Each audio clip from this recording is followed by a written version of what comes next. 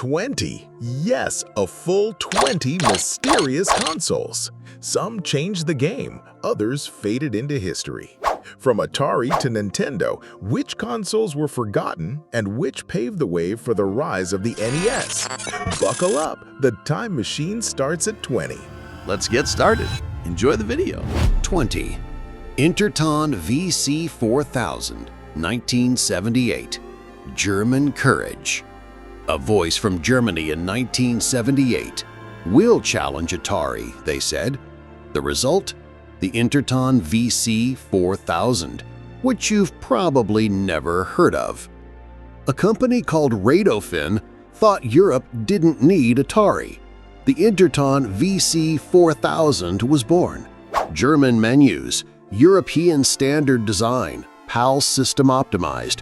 Some of its games were even smoother than Atari's. But there was one problem. Atari was already everywhere, with a massive game library and more affordable prices. Even Germany chose Atari. It only sold 15,000 to 20,000 units and went down in history as a brave attempt.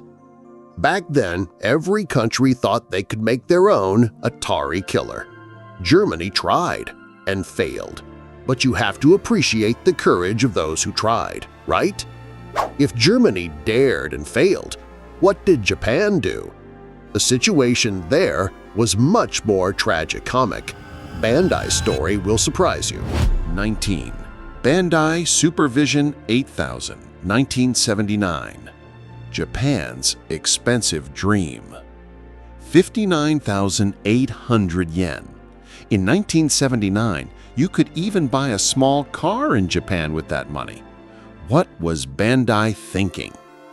Bandai, the toy giant, creator of Gundam. In 1979, they thought, everyone's making cheap consoles. Let's make a premium one. The Supervision 8000 was born. Gold-colored case, advanced chipset, professional joysticks. It was genuinely high quality. But 59,800 yen.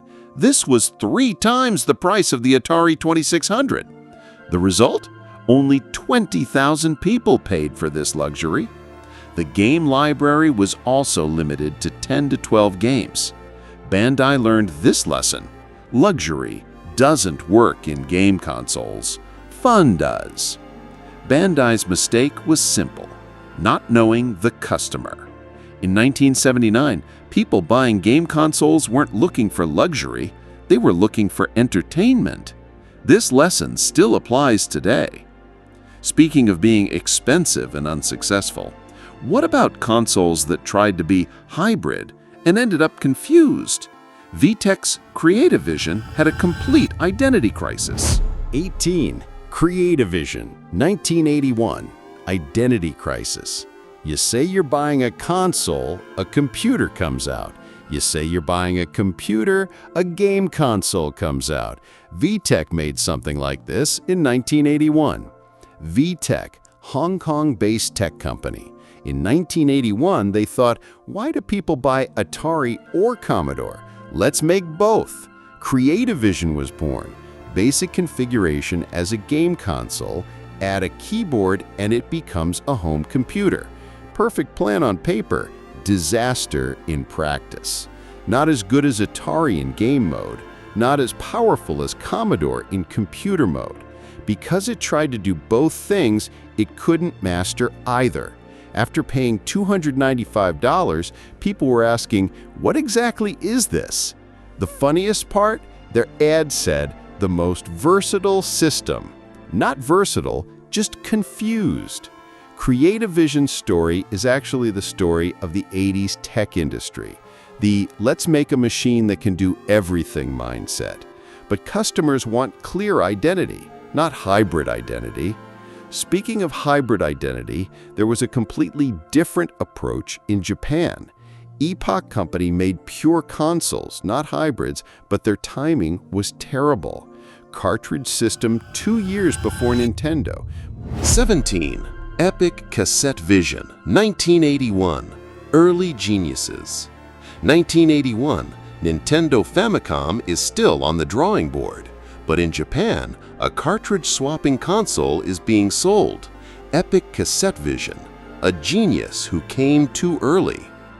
Epic, Japan's old toy company, been around since the 1950s, experienced.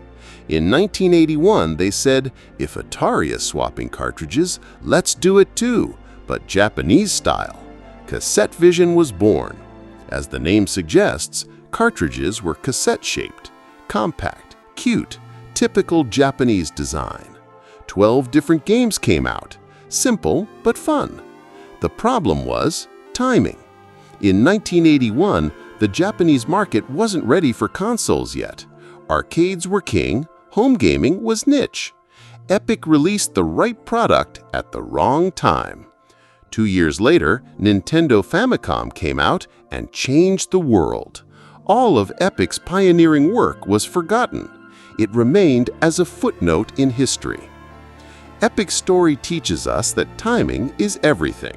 Right product, right quality, wrong time. A cartridge console that came 2 years too early. Tell us in the comments, which technologies do you remember that failed because they came too early? Technologies that came too early. We await your comments. Let's return from Japan to America. In 1977, RCA said, when there are color TVs, who would want color games? They were wrong. 16. RCA Studio 2, 1977, Colorless World. 1977, color televisions are now normal. RCA, black and white is enough for game consoles? Where's the logic? RCA, the television giant itself, the company that made color TV popular. But in 1977, their gaming department thought, gaming is just kid stuff, no need for fancy features. Studio 2 came out, black and white graphics, not even a sound chip, $149, same price as the Atari 2600. But Atari had color, sound, and a rich game library. RCA's mistake was simple, not knowing their own customers. Why would a family that buys color TVs buy colorless games? It's illogical. The most tragicomic detail? Even in RCA's own stores, the Atari 2600 was selling more. Their own customers didn't believe in their own product. The television giant made a colorless console. What kind of corporate irony is this? RCA's left hand didn't know what the right hand was doing. If they made a colorless, soundless console, well, there was a company that made a very advanced console with built-in basic program. 1977. Bally Astrocade, beyond its time. In 1977, you could do basic programming at home. Before Apple II came out, Bally Astrocade was something like that, but nobody understood it. Bally, the giant of casino and pinball machines, they knew no limits in technology. In 1977, they said, consoles shouldn't be just for games, let people learn programming. Astrocade was born. Built-in basic interpreter, custom chipset, math functions. In 1977, this technology was like smartphones before the iPhone, way too advanced. 256 by 200 resolution, Atari 2600 160 by 192, 256 colors, Atari 128, stereo sound. Technically, it crushed Atari. You can even write your own games in BASIC. Problem? Marketing. Bally was a pinball and casino machine company. They didn't know home console marketing. No ads, weak distribution, people couldn't find it. $299 was also too expensive, 1.5 times the price of Atari. Result: 100,000 units. Technological marvel, but commercial failure. Astrocade's story is the classic dilemma of the tech industry. The best technology doesn't always win. The best marketed technology wins. If you had started learning programming back then, your eyes would have sparkled seeing the Astrocade, built-in BASIC. You would have dreamed. Speaking of technological marvels, have you ever seen a console with its own screen? Vectrix was a complete visual revolution. Line-by-line gaming experience with vector graphics. 14. Vectrex, 1982. Line-by-line universe. You don't connect it to a TV, it has its own screen. No pixels, just lines. Vector graphics at home. Vectrex, the visual magic of 1982. General Consumer Electronics, GCE, small but visionary company. In 1982, they thought, everyone's making TV-connected consoles, let's make an independent one. Vectrex was born. Built-in 9-inch monochrome vector monitor. Normal consoles lay down pixels. Vectrex draws lines, just like the Asteroids arcade. Due to line graphics, games looked unique. Armor Attack, Star Trek, Cosmic Chasm, every game was like a neon laser show. They created color illusions with colored plastic overlays. The best part? Screen size under your own control, no TV limitations. Zoom in, zoom out, perfect vector precision. But the problem? Expensive, $199. Single color, monochrome, few games, 28 total. After the 1933 video game crash, GCE went bankrupt. Vectrex wasn't just a console, it was a work of art. Every game was like an interactive line art exhibition. Such a vision in 1982. Today, Vectrex is collector's gold. Working condition costs thousands of dollars. It's so rare and unique. Speaking of unique design, what do you think about a system that converts a console into a computer? APF Imagination Machine, the modular console dream. 13. APF MP1000 Imagination Machine, 1978, The Art of Transformation. Console. You add one piece, voila, computer. In 1978, there was a system that could perform such magic. APF Imagination Machine. APF, an American toy company with big dreams. In 1978, they thought, why should people buy a console or a computer? Let's make both modularly. MP1000 was the basic console model, Atari-style joystick gaming system. But here's the magic. You attach the Imagination Machine module and it becomes a full home computer. Keyboard, basic programming, cassette storage. Perfect in theory. First you buy a game console, then you upgrade it. Evolution concept.